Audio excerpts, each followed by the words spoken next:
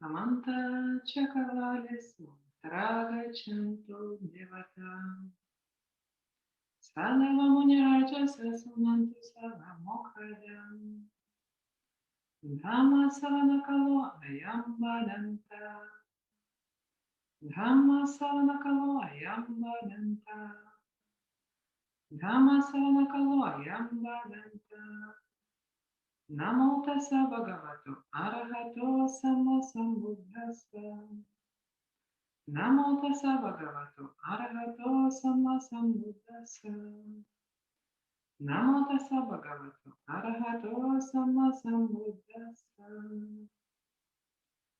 Karaniyamata Kusalena Yantam Santam Padam Abhisamecha Sakohujucha Suhujucha Suvachocha Samudu Anatimani Santu Sakocha Subharocha Apakichocha Salahuka Buddhi Santindriyocha Nipakocha Apagavo Kulesu Ananogilo Nachakodamachare Kinchi Yena Vinyu Parevu Pavadeyum Sukhi Nova Kemi no Hontu Sabbe Sata Bhavantu Sukhitata Yekechi Pana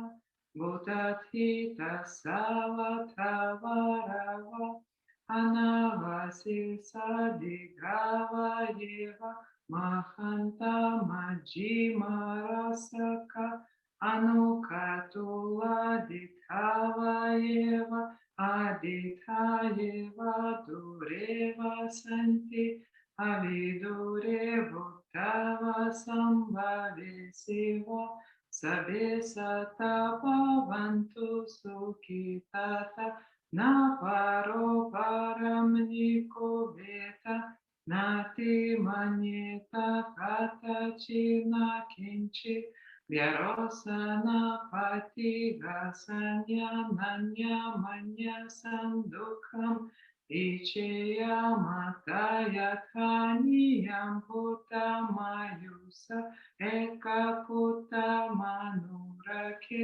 Evam Pisa Bhavutesu Manasambhavaye Aparimanam Metancha Sabha Lokasmim Manasambhavaye Aparimanam Udam Adochatiriyancha Sambhadam Averama Sampatam Titham Charam Nisino Vasayano Yavatasa Vigata Midho Etam Satim Aditeya Brahma Metam Viharam Midam Ahudikincha Anupagama Sila Vadasanena Sampano Kamesu Vinayagidham Nahijatu Gavaseya Punareti Karaniya Metta Sutam.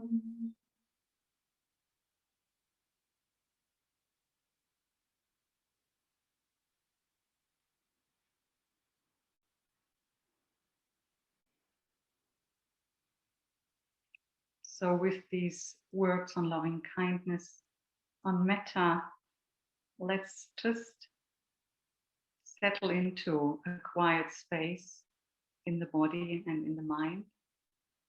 Perhaps you want to keep your eyes closed or keep them half open, whatever feels comfortable to you.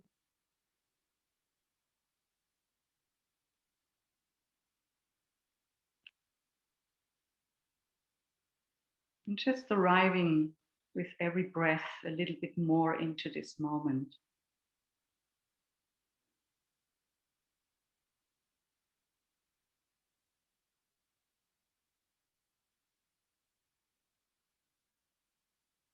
Perhaps feeling the resonances of these words on loving kindness still somewhere in your body or in your mind.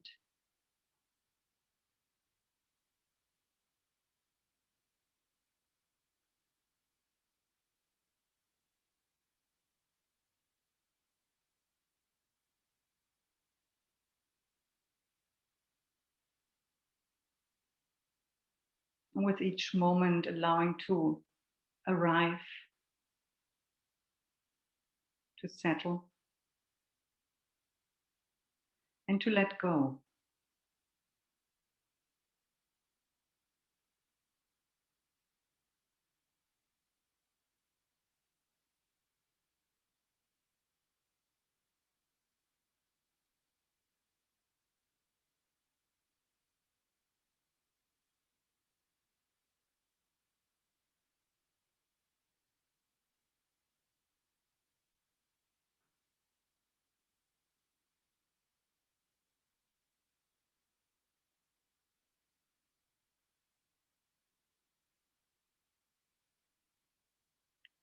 So your attention perhaps rests in the body,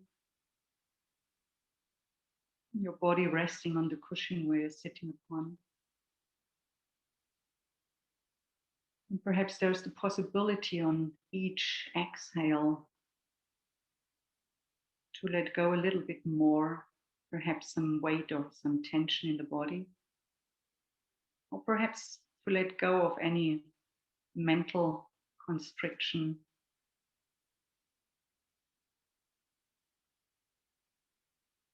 And just inviting a sense of ease and care into the body and the mind.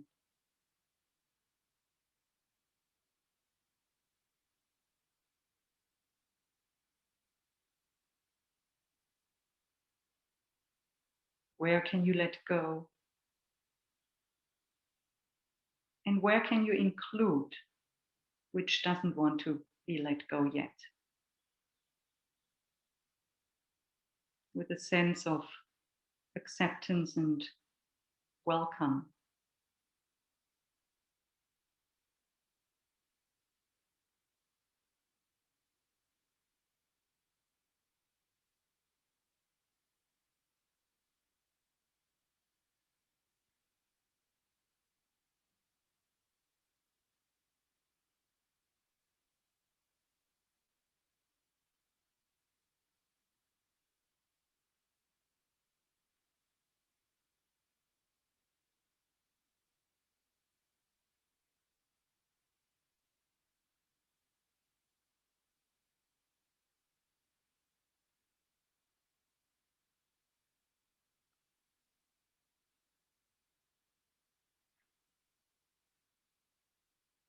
So whatever your experience may be right now, whether it's a body sensation or an ache or an emotion or a mood, some thought chains,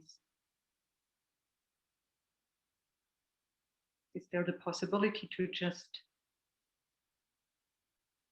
embrace it as it is?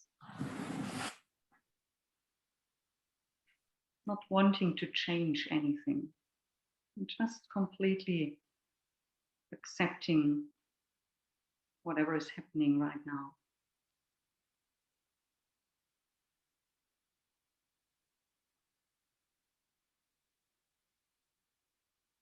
Or whether you're sensing the breath coming in and out,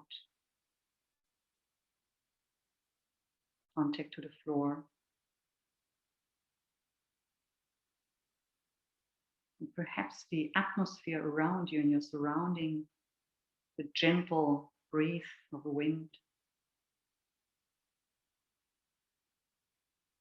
sounds in the far distance.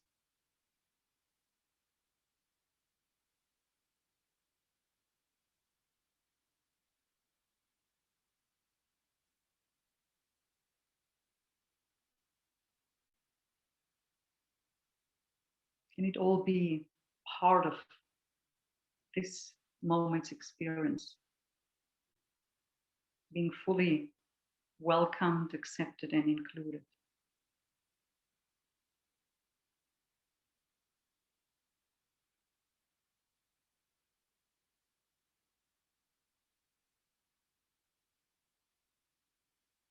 pleasant as well as the unpleasant.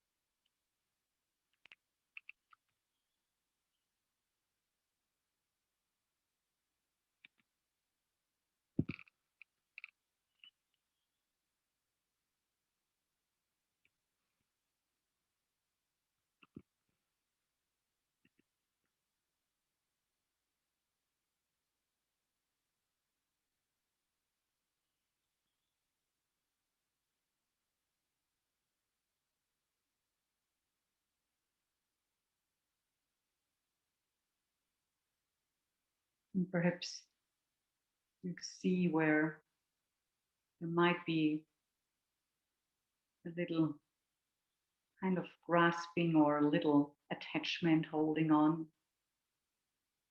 Let's just see whether we can relax and release this movement of holding on or leaning forwards.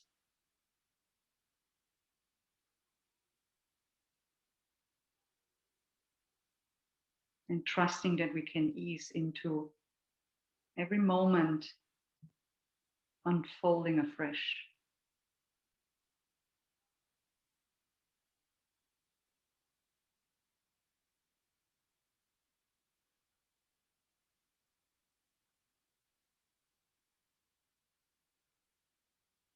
Supported by this attitude of welcome.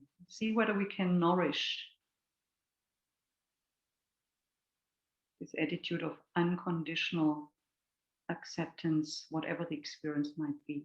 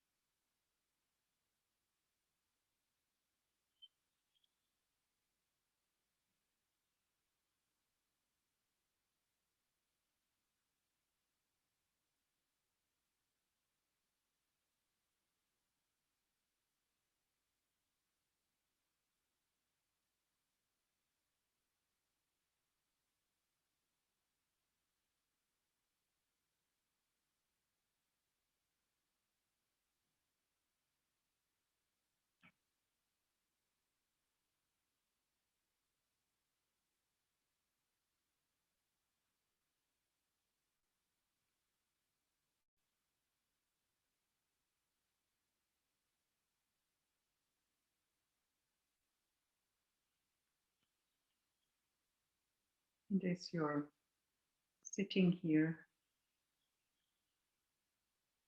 perhaps you can invite a sense of appreciation,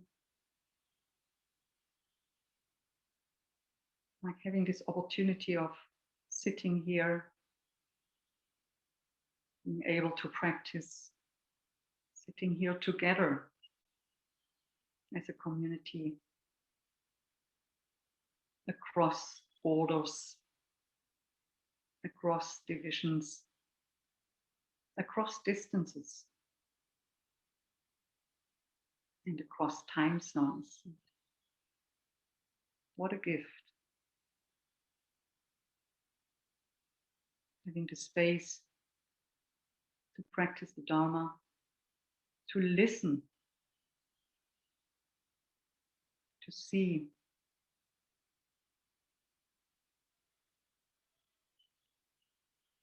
and to share together.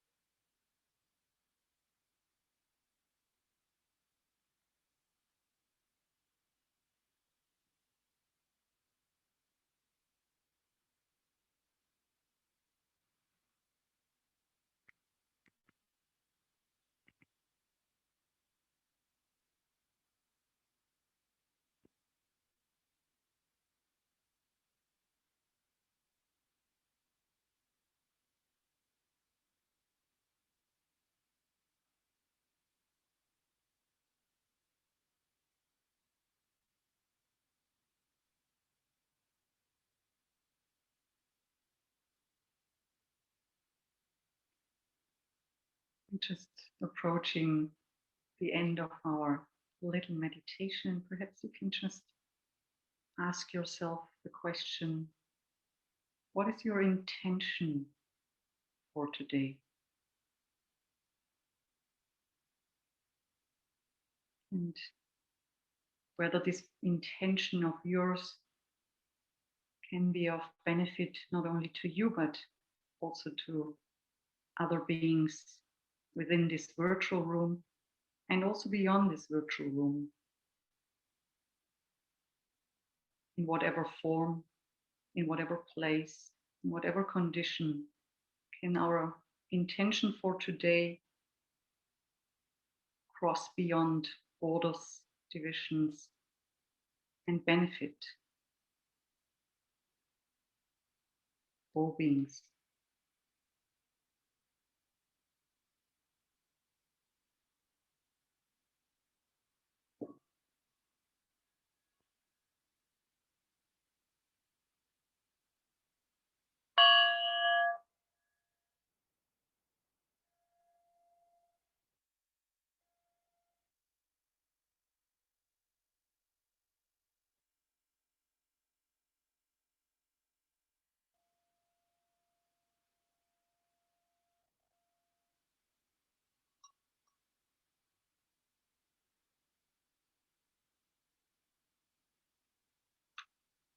So, a second warm welcome, perhaps now feeling different than perhaps at the beginning. And it's very nice to see familiar faces and also some unfamiliar faces. And first of all, this warm welcome is on behalf of Tilorien Monastery, who is actually hosting and this day, as well as also the other events related to Vesak. So this day today, we wanted to dedicate to Myanmar in support of the people in Myanmar, but also in remembrance and gratitude towards what quite a number of us may have received from Myanmar, indirectly or directly. And taking into account the current situation, I also want to state, as you may have noted, whatever dana wants to be offered today is meant to go to different initiatives supporting people in Myanmar. So you can, at the end of the day, there are kind of being different links where you can find out how you can help.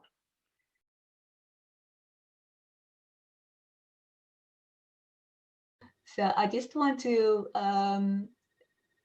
say a few words about what we're celebrating. Of course, we're also the sending of metta and compassion to Myanmar, but we're also doing that on today, Vesak. Well, actually, Vesak was last week in Myanmar. I think it was on Tuesday. I'm not entirely sure. The calendars are slightly different. But of course, on Tuesday, a lot of people have to work, so that's why we're doing it today. And Vesak is a traditional Buddhist holiday, the most important Buddhist holiday, where we're celebrating the birth, the enlightenment, and the parinibbana, or the death of the Buddha, and all of which are said to have occurred on the full moon night of May. And I just want to explain a little bit about that. Like, do we have to take that really literally, that all that happened on the full moon night of May? Probably not. But there is also a purpose to use this day for celebrating these things. So in the time of the Buddha, Buddha would walk around and go to different places and give his teachings. And people would sometimes walk for miles and miles, for days even, to hear some of these teachings. And like now we have a corpus of like over 7,000 texts. They didn't have written language or they didn't have written scriptures at the time. So everything they would hear, they would memorize. And most people would only hear him speak like maybe once in their lifetime or twice. So this was a very important treasure that had been given by the Buddha. So they would memorize it and recite it just to keep that alive. And it's actually thanks to all these recitations that we have all these texts now today. But what happened also is that these teachings, they were placed in a context. So we would today still know where the teaching was given, but also to whom. As you can imagine that if the Buddha was speaking to a cowherd, he would give a different teaching as if he would give a teaching to a higher caste Brahman who was also a spiritual leader himself, or to a wanderer of another sect. So this context is also recorded with these teachings. And in the same kind of wider context, we should sort of see the Vesak celebration and all the miraculous stories around that. Buddhism was not the main religion in India at that time. It was a Brahmanic Vedic tradition that goes back like 7,000 years or so, or probably longer. And that had been like passed on through the caste called the Brahmins for many, many thousands of years. And these stories should be seen a little bit in that context of the wider society at that time. So the full moon is the most auspicious time to be born in the Vedic astrology. Actually, it's the most auspicious time for just about everything. So that's why all these things are said to be on the full moon night of May, because it gave that a context of like, this is really important. These teachings are really, really important. And another thing that you see in all these stories of the birth, the enlightenment, and the death of the Buddha is that there is a tree that is central to these stories. And trees were in the Vedic mythology were said to be the representatives of deities. So in the Buddha's birth story, the queen, the queen was the Buddha's mother. She, when she gave birth to the Buddha, she grabbed the branch of a tree. And it is said that the tree actually bent its branch downward so she could grab it and hold on to it while she was giving birth. And that was a sal tree. And the sal tree is the symbol in Vedic mythology of the goddess of fertility. So you can see how that fits in. And we also see that sal tree come back at the time of the death of the Buddha, because that same goddess was also the goddess of destruction and death. So you could see that this in Vedic Vedic philosophy, the concept of rebirth was already in there. So that's not actually something new to Buddhism. It was already there, but the Buddha changed it around a little bit. He used a lot of these concepts from the Vedic teachings in his own teachings, but changed them around a little bit to create to give a point of Dhamma, and to show where people had been thinking along the wrong lines with these teachings. So the most important story is the story of the awakening, the enlightenment of the Buddha, which happened under a Bodhi tree. And the Bodhi tree, or in Latin is called the Ficus religiosa, is also called the tree of awakening in the Vedic texts. And it's seen as the most holy. And the deity associated with that tree is the god of benevolence, of compassion. So this is how important compassion is in the Buddha's teachings. It's also a symbol to show us like, this is really, really important. And we see that the same Bodhi tree in which the Buddha said that he was enlightened in Bodh Gaya today is also claimed by the Hindus as their holy tree. So, and there's a constant level of friction between the two groups about that. So when the Buddha became enlightened, he wasn't very much inclined to teach. He thought like nobody would understand these teachings. It's just too subtle, too profound. Nobody will understand it. And the story goes that a god called the Brahma Sahampati came down from the heavens and asked him, like, out of compassion for the world, please teach. There are people that have little dust in their eyes, and they will be able to understand. And then the Buddha looked around and thought, yeah, maybe you're right. There are people that would be able to understand it. So out of compassion for the world, he started teaching. And it's thanks to this that we have the teachings today. Otherwise, we wouldn't have known. So I'm not sure if it is really the case, but I lay a link also to this Vedic deity of compassion and this Brahma Sahampati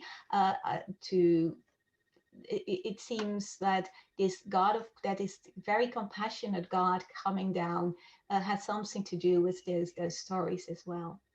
So we shouldn't take all these stories too literally, but also not dismiss them, because they have a very important symbolic value, certainly to the people at that time, but still also to people today. And it was meant to inspire and to show how auspicious the arising of a Buddha in the world is, how valuable these teachings are, and to encourage people to practice and to treat other people with compassion. Now, if we go to today and we look at the Buddhist countries today, we see a lot of suffering. Like in India, there's a lot of COVID, and people are dying in the streets, and it's really terrible situation. And also in Myanmar, where that is so close to our hearts, because a lot of us have some kind of connection with Myanmar, have received the Dhamma there, and it, as some of you already mentioned, the people are just so kind. and they really have the Dhamma in their heart. And it's so sad to see that what's happening now with the military, that seized power after nearly 10 years of relative democracy. And then you might ask yourselves, like, well, how's that possible in a Buddhist country? And of course, you can find the answer in the Buddha's teachings themselves. There is delusion in the world. There is suffering in the world. It's just a fact of life. And our task is to practice, to meditate, and to overcome our own defilements, to become progressively better people, and to teach others to do the same. So we also have to forgive ourselves and others for the mistakes that we're making in that, because it's very hard to have this compassion when you're faced with all the violence and the anger that we see. And it's very courageous to see all the groups of people practicing non-violent actions in the face of this. But we can also have, like, it's easy to have compassion to the people that are practicing all these non-violent actions right now, but it's sometimes a bit more difficult to practice compassion to the other side. But if you see that what is behind there, what is behind that violence is this, like, fear and delusion that a lot of people still carry in them. And you can imagine that maybe some of the soldiers, they're afraid of their livelihood, they're afraid of that their family might be targeted. There's a lot of fear there as well. And knowing that, we can find some compassion for them, and we can also in general find some compassion for those who hurt us. We of course have to do what we can to stop the violence, but in our hearts we should only have the compassion, because otherwise in the end we become what we fear, then we start creating more defilements in ourselves. So in the end, only true compassion can overcome fear, and this is the practice we're here for today, to dedicate. This day is dedicated to the awakening of the heart for Myanmar. So to practice that compassion and loving kindness to all beings, but especially for all the people in Myanmar who are so affected now by the developments in the recent months. So I want to pass on the word to Ayya Piya Dassi, who is going to give a reflection on Sila in relation to Metta and wisdom. Okay, thank you very much. Thanks, Vimala. I will just move on, and also just to thread from your reflection to Piya Dassi's, and then also Sayalay Uttara's. Before we are taking the refuges, we want to hear a little bit from Ayya Piya Dassi about Sheila, and also from Sayalay Uttara about what refuge means to her. Just moving on.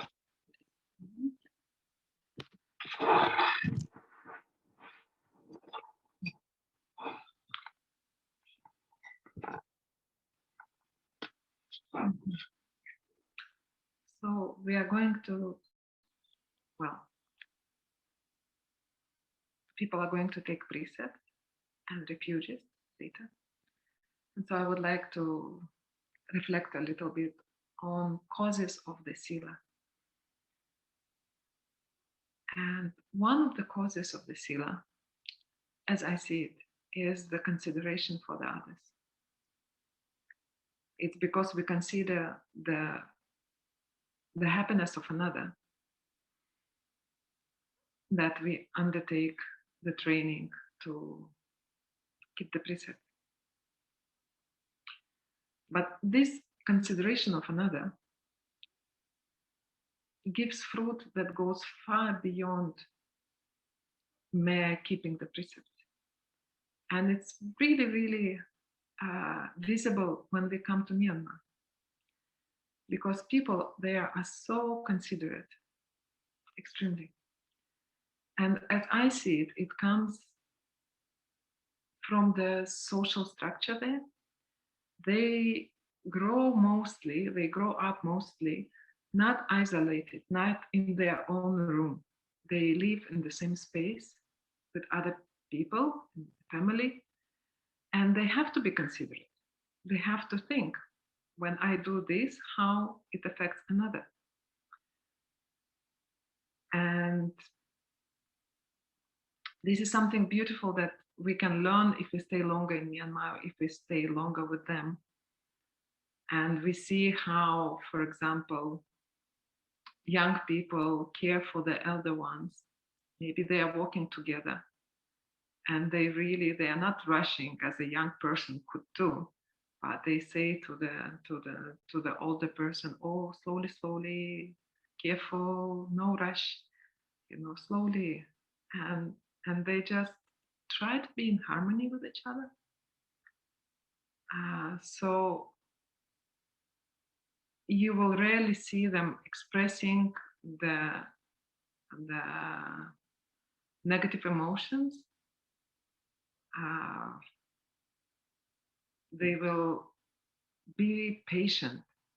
They will be very patient. With us foreigners, we do many stupid things. When we come there, we are not familiar with the culture. They're so patient. For a very long time, they're so patient. Maybe it accumulates in the long run, and maybe later, the patients may be exhausted, but actually it's a lot. And what I think, this consideration for another, we can learn even though we grow up in separate rooms in our culture. The children, or maybe two, okay, they have their own room. They don't necessarily have to consider how parents feel or grandma feels, or the parents, when they come, they knock on the door, and I don't know, children have their rights and everything. Very different setup. But we can learn, we can reflect, how another will feel. And when we do that, we automatically keep silent. Automatically. We know, like, how another will feel if I lie. And if he finds out, I wouldn't be happy. So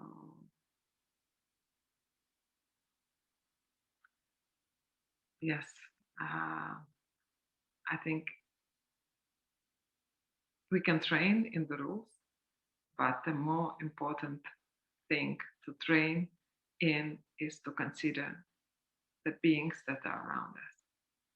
If we train in considering those who are around us, all the rules, and even beyond that, will come automatically. Beyond that, the metta will come automatically. The karuna will come automatically, because we're considering the feelings of another. We may not be always successful, we may not notice the mental processes of all other beings, but at least we can do our best. And for the sila, for certain, and even more. So that is my wish for you all, to consider each other, to consider those who are around you more and more. Have them in your heart, those people who are around you.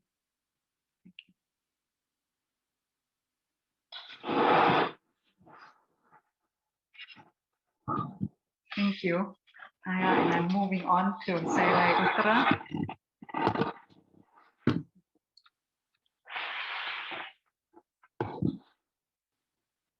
Thank you. We have this moving computer. Yeah. Ayya Anopama told me about to reflect a few minutes about the relationship between refuge, metta, and the three gems. And it's very meaningful for me. Actually, the name given to this place is Sarana Vihara. That Sarana, it means refuge, and Vihara is the place of dwelling. So for me, it's very important, this word Sarana, refuge. And I think sometimes, especially when we are afraid or when we are in some difficult situation, we have maybe the tendency to try to find the refuge outside in the external things, even in the material things, to have a nice place to live, maybe to have a good work, a good environment, and of course, all this is really important to do as well. No? But one thing that I learned a lot from Burmese people is this confidence, this faith, this sadha in the teachings of the Buddha. And a few days ago, we were together listening a wonderful Dhamma talk from Venerable Sayalay Uttara, and she said that one word, one sentence that I like so much: we need to develop a beautiful mind. And for me, the refuge is to get refuge not in the external things, but in this wonderful Buddha, this wonderful Dhamma, this wonderful community of Sangha. And indeed, we are not alone in the path of Dhamma. We can get all the refuge in these qualities of the Buddha. The Buddha himself encouraged us to remember, to reflect about the qualities of him and the qualities of Dhamma and the qualities of Sangha, because remembering, reflecting about these qualities and considering to develop ourselves, our mind in this direction, it helps us to build up a real refuge, not depending on what happened around, because most of the time we have no choice about what happened in our life. But indeed, we can try to make a refuge inside in our mind. We have more and more growing in these qualities that are really giving refuge to us.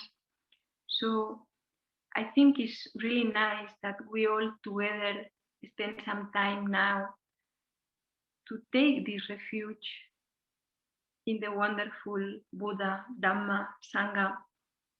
And I would like to read a few words from Anguttara Nikaya, where the Buddha explained how important is to remind these qualities in our mind, how much this is keeping our mind in a secure place, in a secure refuge.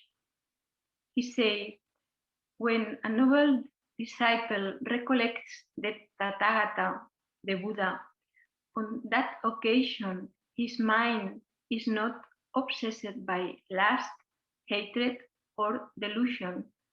On that occasion, his mind is simply straight, based on Tathagata.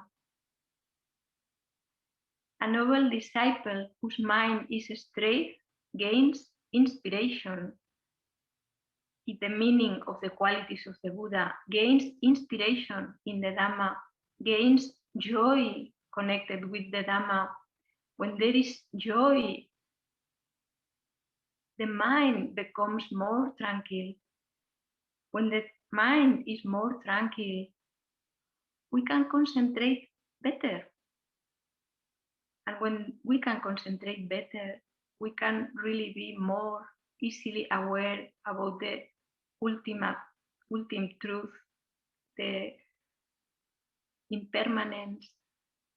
And that's why the Buddha encouraged us to take refuge, to bring our mind to these qualities of the Buddha, to these qualities of the Dhamma, to these qualities of the Sangha. And in this way, at the time that we are reflecting on this, our mind is secure. Our mind is not really affected from what is happening outside. So I wish that all of us now taking refuge in Buddha, Dhamma, Sangha, little by little we are making our mind beautiful, as Sayalay Dipankara said, to grow this mind based in Dhamma. So wish you a mind dwelling in these refuges more and more time. Thank you so much.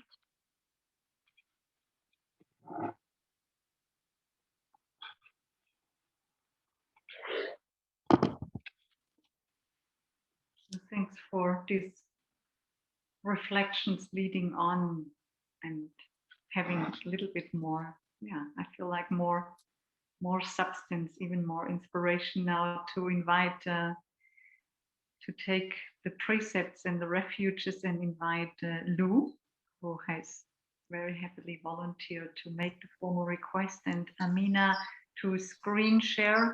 So whoever would like to take the refuges and precepts, feel free to chant along, but please keep your mics muted.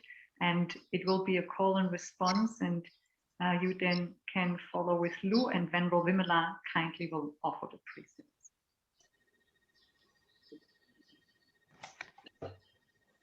Okay.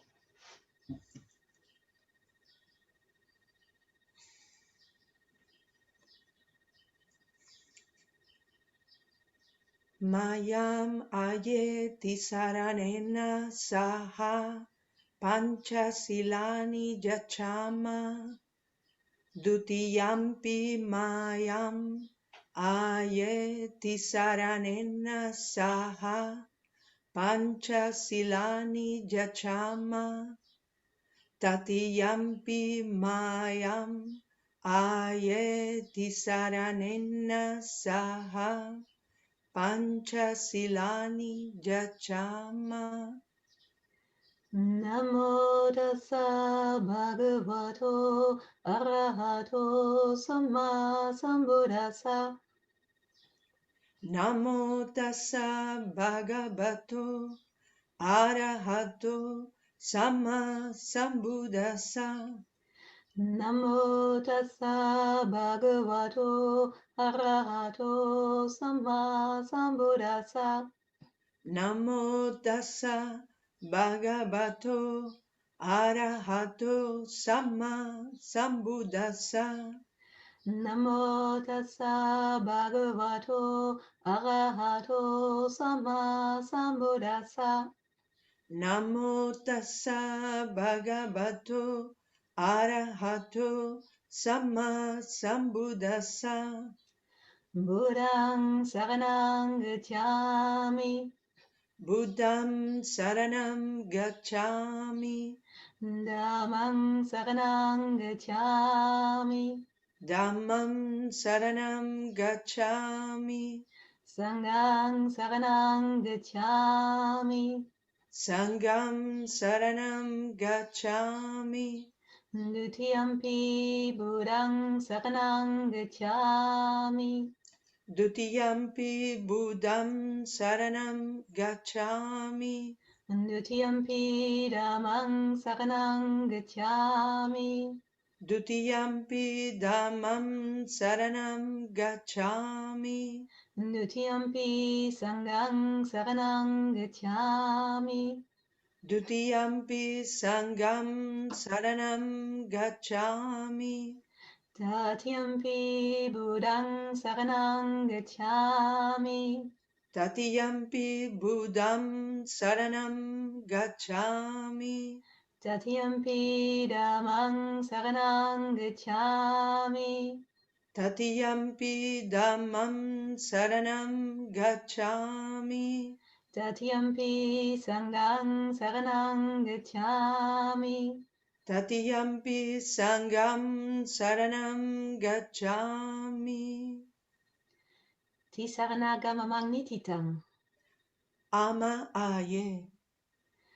Vanatipata Veramani Sikavadang Samadhiyami. Panadipata Veramani Sikapadam Samadhiyami. Adinadana Viramani Sikavadang Samadhiyami. Adina Dana Veramani Sikapadam Samadhiyami. Game Sumichachara Viramani Sikavadang Samadhiyami. Kame Sumichachara Veramani Sikapadam Samadhiyami. Musavada Viramani Sikavadang Samadhiyami. Musavada Veramani Sikapadam Samadhiyami. Sura Muraya Majapamadhatana Viramani Sikavadang Samadhiyami. Surameraja Maja Pamadatana Veramani Sikapadam Samadhiyami.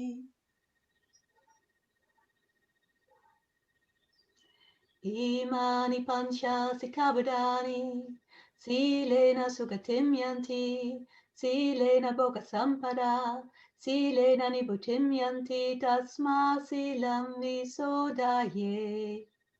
Sadhu, sadhu, sadhu.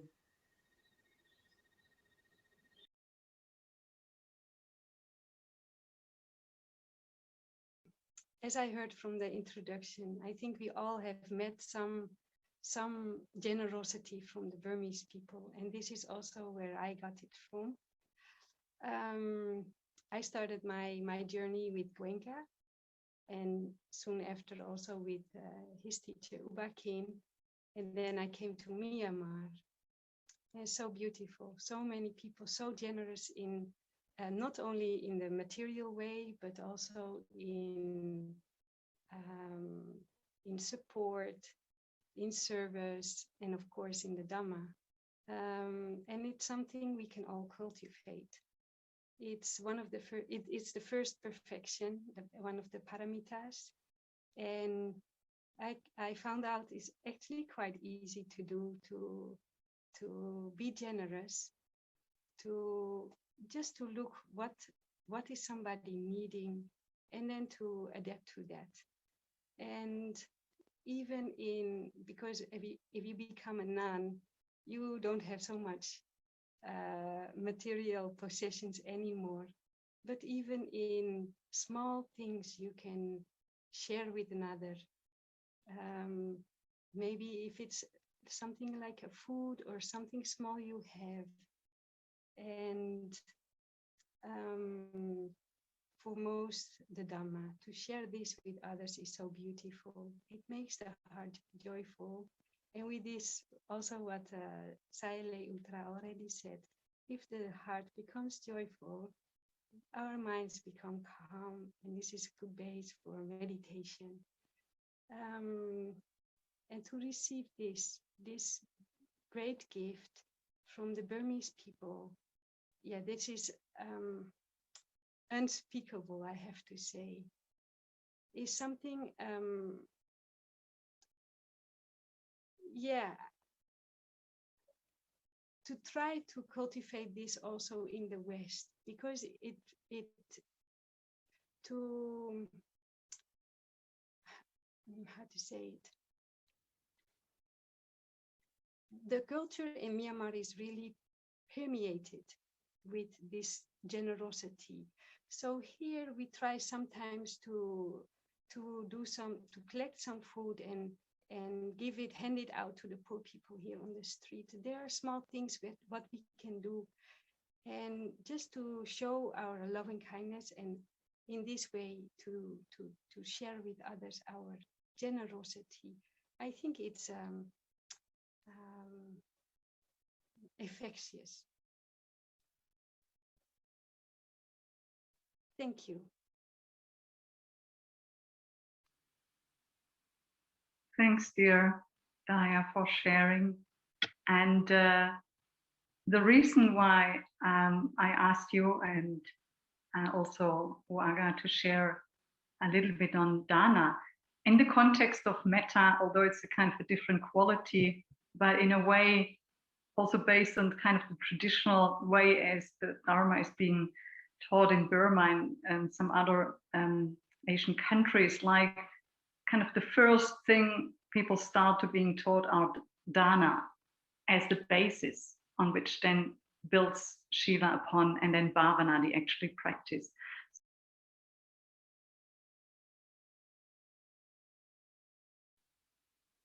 So I'd like to invite another gift, let's say, from Bhante U Agga, just as we're moving in a few minutes into the lunch offering at Tilorien Monastery and Saranavihara. So the monastics being offered the food in different ways. And I'd like to invite Bhante U Agga to share a little bit about his experience of having lived many years in Burma, having gone to I don't know how many thousands Almsrounds, and how that has for you related to the practice of Metta, and what you would like to offer us now as a gift. And we can happily listen to you and receive whatever you want to offer. Thank you. Yeah, thank you. The last session was already very much covering a lot of ground of the things which I thought about saying.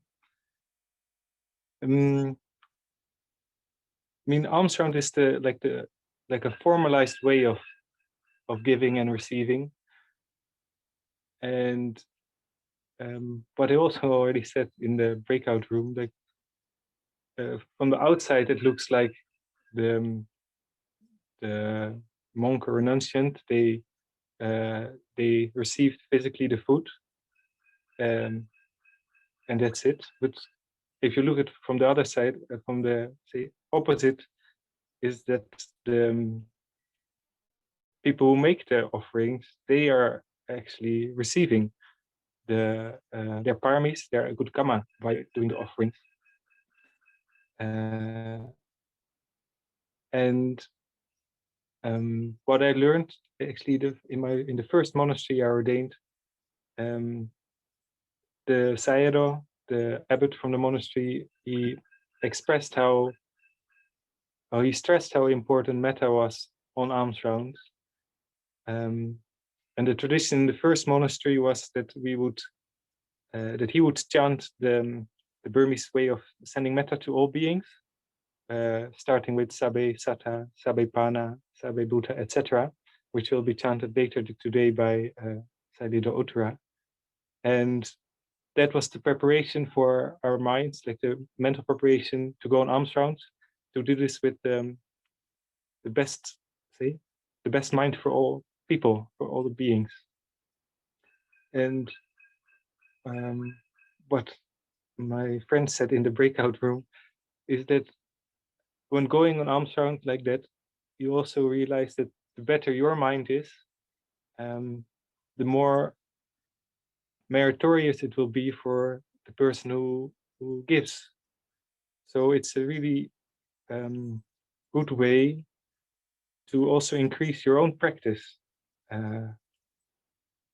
because you know that out of compassion for the people, you know that the more purity you care, the better your heart is, so to say, the better their merits will be. And in that way, that's one way how it helps to practice. It's the Buddha, when he made all the rules for the monks, there's a lot of rules which make sure that the monks stay in touch with the lay people.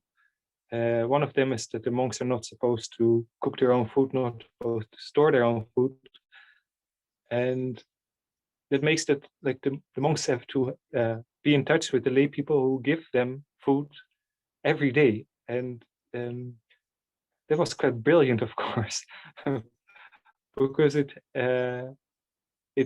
makes the people also part in the process of the in the meditation process, or in the process which the meditator is going through, by meeting them every day and by trying to be a better person every day. And there's a symbiosis between these two.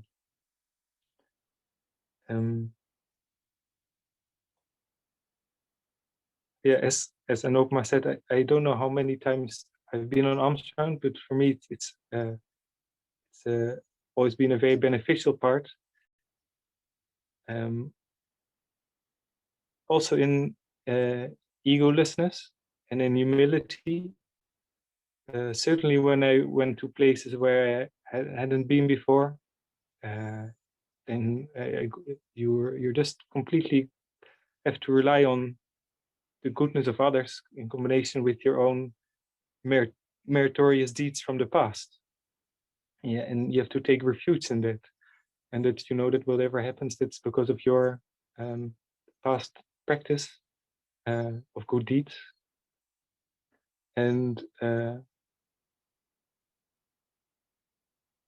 yeah, many times when I went to a new place for the first time, the fear arises of maybe I will not get any food, and I really have to let go of all entitlement, because you're as a monk or a nun, you're a beggar, and the only thing you have is maybe your good heart, which you can give in the form of metta back to them.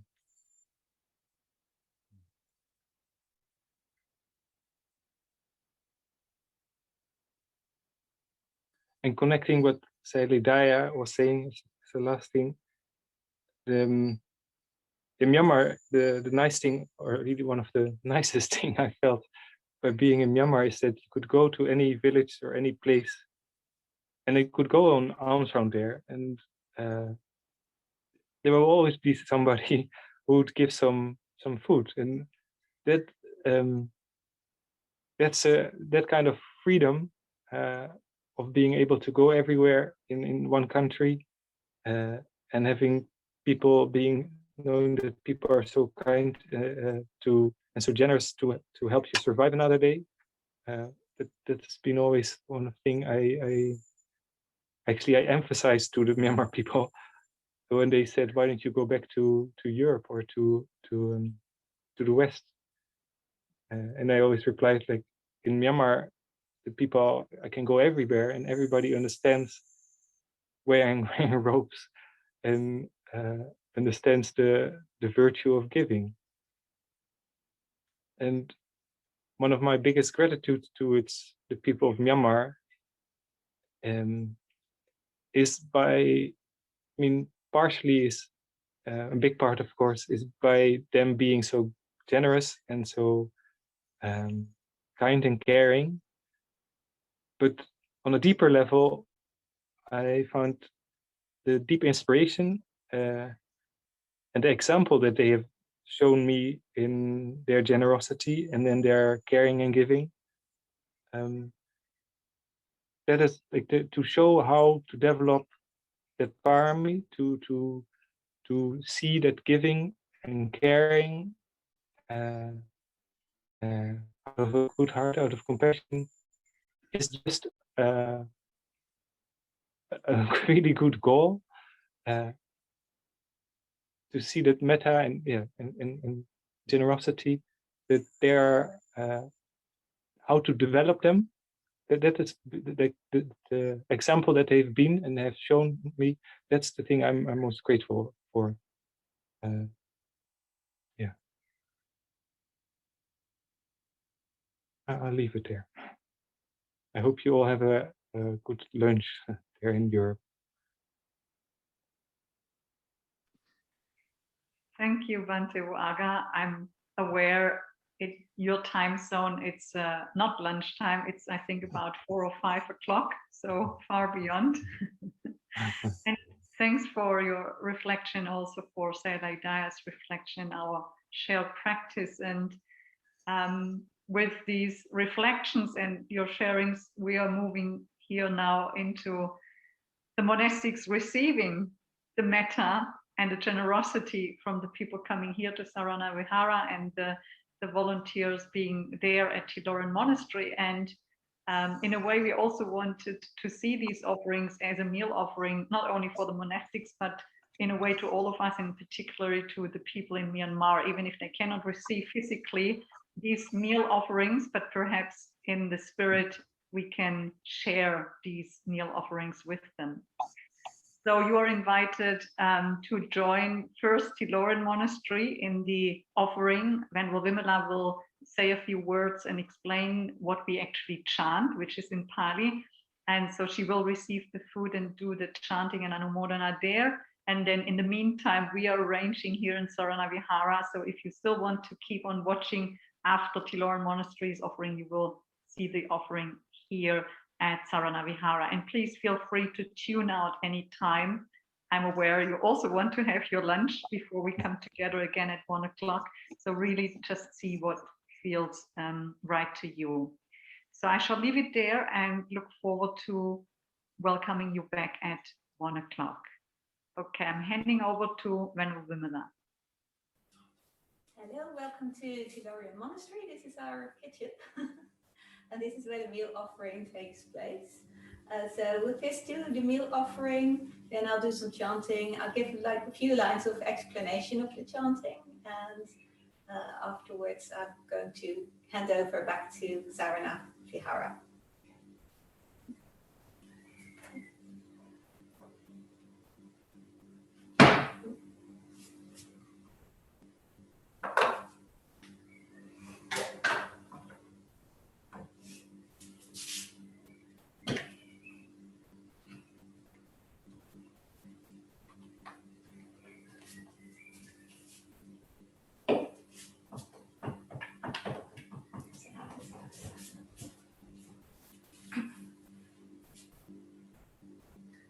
Yata vrivaha vriparenti sagaram devamipaito dinam petinam upakapati ititam patitam tum hankipang eva samijatu sabe parentu sankapa jadopanara soyata manirukira soyata sabityo vivajantu sabaroko vinasatu Mate Bhavadvantarayo Sukirikayuko Bhava Abhivadana Sili Sadichabura Pachaino Chatarodama Vadanti Ayuno Sukhan Malang Bhavatasava Mangalang Rakantu Sabadevaka Savapurat Bhavena Sadasoti Bhavantu Te Bhavata Sava Mangalang Rakantu Sava Devata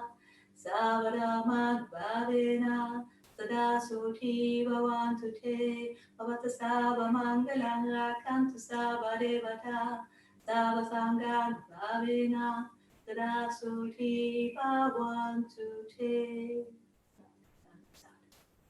So this chanting consists of 3 parts. The first part is the sharing of the merits also with those departed. And the second part also says that when you're giving food, you're basically giving life. And the merits that you make with this is that you're getting health and long life yourself. It just doesn't say in what life. So if it doesn't happen in this life, it might still come. And the last part is this lovely joy in the Buddha Dhamma Sangha. To share the joy of that. Okay.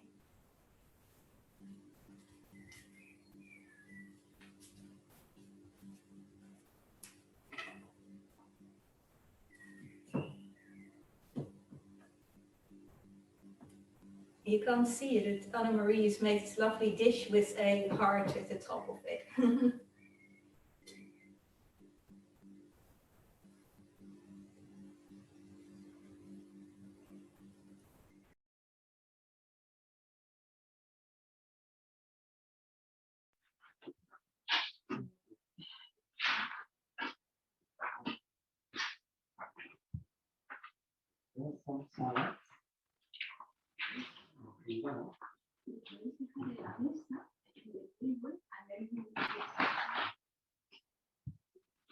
Y luego lo puedes tomar porque es un realidad.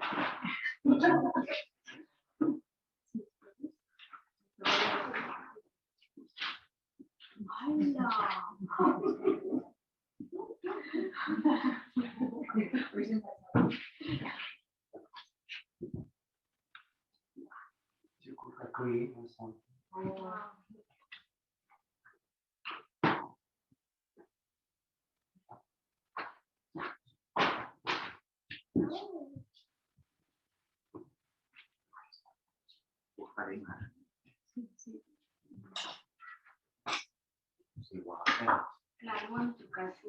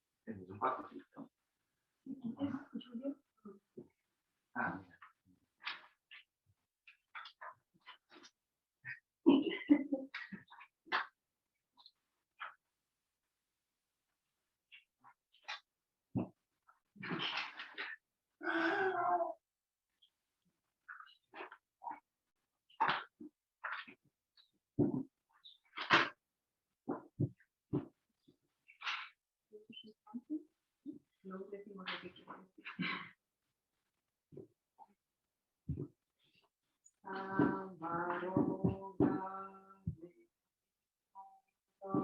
Sava Santa Bhavajito Sava Virama Ayikanto Nihotosha Tovam Bhavasabhitiyo Vivachantu Sabaropo Vinasatumate Bhavatvandayo Sukhi Gayuko Bhava Abiva Dhanasivi Sanicham Buddha Pachayino Chataro Dhamma Vanti Ayuvana Sukham Bhavatu Sabhamangalam Rakantu Sabhadevata Sabhabuddhan Bhavena Sada Sukhi Bhavantu Te Bhavatu Sabhamangalam Rakantu Sabhadevata Sabadhamma Bhavena Sada Sukhi Bhavantu Te Bhavatu Sabhamangalam Rakantu Sabhadevata Sabasangam Bhavena Sada Sukhi Bhavantu Te.